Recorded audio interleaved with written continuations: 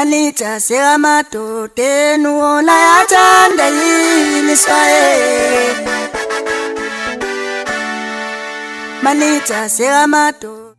Sanibonani wey'ngane zakwethu, ake nginibelele phela futhi nginamukele kwi-channel ehamba phambili inkezo. Mina ngane zakwethu-ke ngimfeza ngithuthi ungakhumalo bathi ila sibona amagumede. Mhlawumbe makuthi usemusha kuleli khasi zophinda ngicela ngisho ukuthi uyasubscribe, ungakhohlwa ukukhomenta nokulayikha, kanjalo futhi-ke nokushare ikhona okukhulu kunakho konke. Wey'ngane zakwethu-ke ukhala ngomfowabo omunye wosisi ukuthi laphana wamdlwengula iminyaka emine.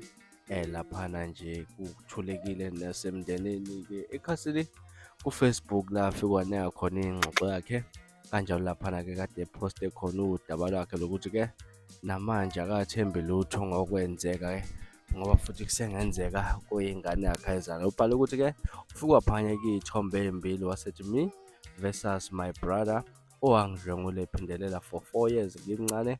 Ngamtshela umama wathi eyihamba uyogeza wena uthanda ukuqhatha umndeni.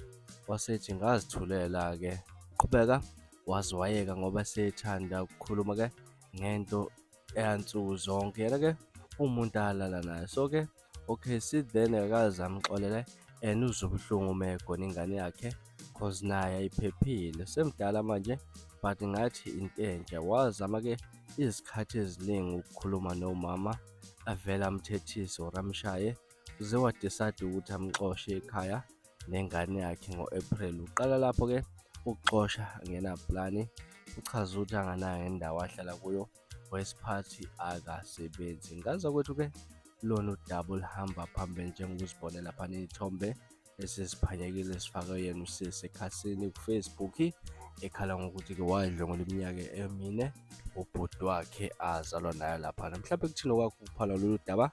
Ake sihlangane comment section ungitshela ukuthi luthini mhlawumbe olwakho uvo ngalolu daba.